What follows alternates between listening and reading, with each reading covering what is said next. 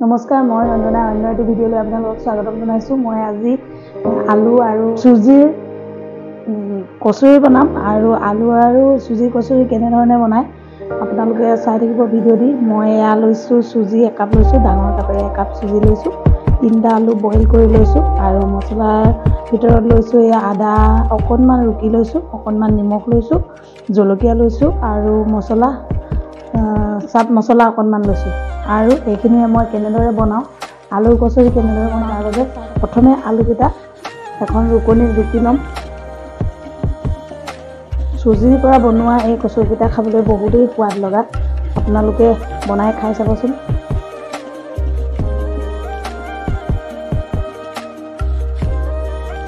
এয়া মই এটা এটাকৈ গোটেই 3টা আলু এনেদৰে ৰুকনিত ৰুকি ল'ম। এয়া মোৰ আলুকেইটা ৰুকা হৈ গৈছে আৰু এয়া মই এফালে টাৱাখন গেছত গৰম কৰি লৈছোঁ আৰু ইয়াতে মই মছলাখিনি দি দিম। এয়া মছলাখিনি দি দিছোঁ, অকণমান জলকীয়া গুড়ি দিছোঁ, জলকীয়া গুড়ি অকণমান দিছোঁ, এয়া হালধি অকণমান দিছোঁ আৰু এয়া ৰুকি থোৱা আদাখিনি দি দিছোঁ।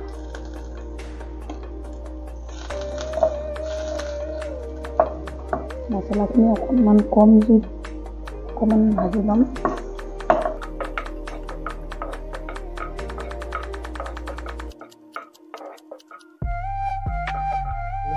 আৰু এয়া মোৰ মছলা ভজা হৈ গৈছে আৰু মই যে ৰুকি থৈছিলোঁ এই আলু 3টা, এই আলু 3টা মই ইয়াতে দি দিম।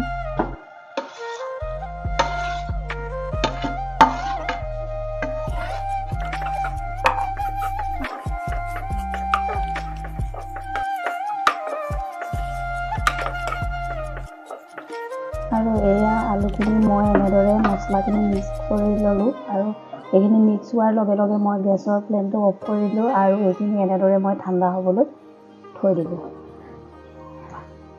আৰু এয়া মই এটা কেৰাহী গৰম কৰি লৈছোঁ আৰু এতিয়া এইটো কাপেৰে মই লৈছিলোঁ চুজি একাপ আৰু এই কাপেৰে মই 2 কাপ পানী দিছোঁ ইয়াতে। আৰু ইয়াতে মই অকণমান দি দিম ৰিফাইন অইল। এয়া 1 চামুচ মই ৰিফাইন অইল দি দিছোঁ। অলপ উতল অহালৈ ৰৈছিলোঁ আৰু পানীখিনি যিহেতু ধুনীয়াকৈ উতলি আহিলে আৰু মই ইয়াতে এতিয়া চুজিখিনি ঢালি দিম আৰু চুজিখিনি দিয়াৰ লগে লগে এনেদৰে ঘন ঘনকৈ লৰাই থাকিব লাগিব, নহ'লে চুজিখিনি লাডু কাটি যাব।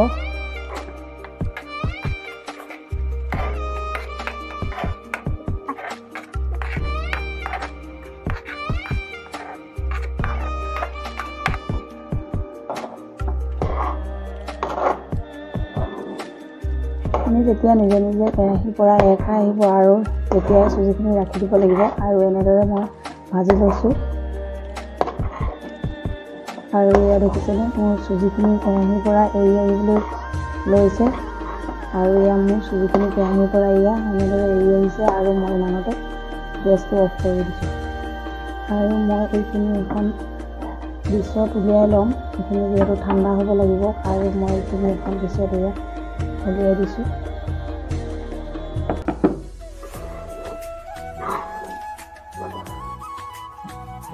আৰু এইখিনি অলপ ঠাণ্ডা হোৱালৈ মই ৰাখি থ'ম আৰু এয়া এইখিনি হাতেৰে চুব পৰাকৈ ঠাণ্ডা হৈ গ'ল। মই এইখিনি অকণমান মাৰি ল'ম।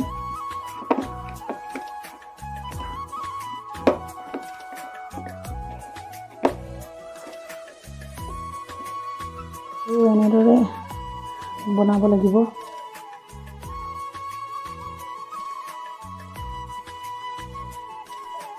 এনেদৰে হাতেৰে আঙুলিৰে টিপি টিপি এনেদৰে বাতিৰ দৰে কৰি ল'ব লাগিব।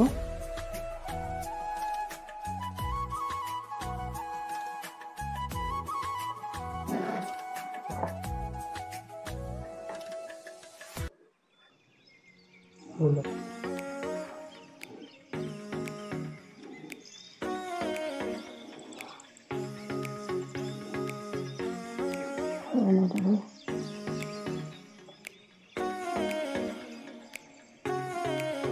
মুখখন বন্ধ কৰি দিব লাগিব আৰু এনেদৰে বাতিৰ দৰে বনাই লৈ মাজত আলুখিনি ভৰাই দি এনেদৰে অকণমান ঘূৰাই দিব লাগিব আৰু এনেদৰে কচুৰি চেট দি ল'ম। এয়া দেখিছেনে মোৰ এটা কচুৰি হৈ গৈছে ধুনীয়াকৈ। এয়া বাকীখিনি এনেদৰে মই বনাই ল'ম।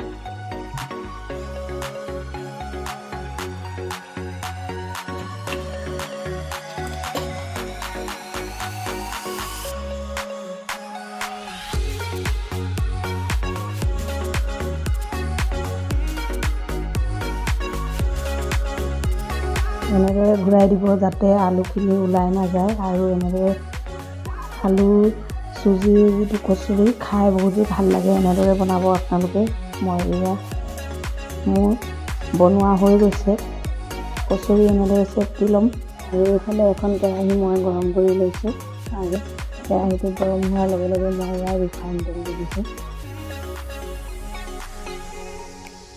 কচুৰি বনাবলৈ হ'লে তেলটো সৰহকৈ ল'ব লাগিব আৰু মই সেইকাৰণে ৰিফাইন অলপ সৰহকৈ দি দিছোঁ।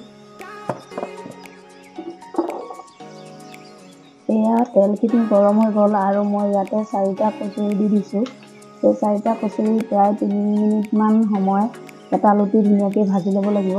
আৰু কচুৰিকেইটা তেলত ওপঙি থকাকৈ দিব লাগে। চুজিৰে বনোৱা এই কচুৰিকেইটা ফাটি নাযায়। ময়দাৰে বনালে হয়তো ফাটি যাব পাৰে, কিন্তু কচুৰিকেইটা চুজিৰে বনোৱাৰ কাৰণে ফাটি নাযায়। এনেদৰে 3 মিনিটমান সময় মই কচুৰিকেইটা এটা ছাইড ভাজি ল'ম।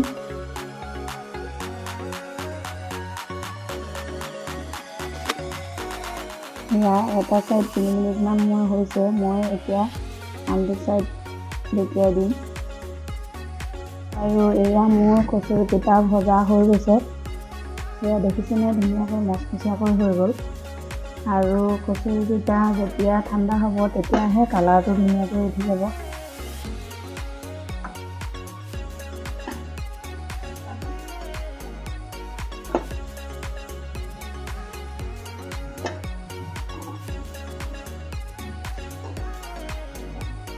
আৰু এয়া মোৰ কচুৰি বনোৱা হৈ গ'ল। মই ধুনীয়াকৈ এয়া কচুৰি বনালোঁ আৰু আপোনালোকে কচুৰি এনেদৰে বনাই খাই চাবচোন।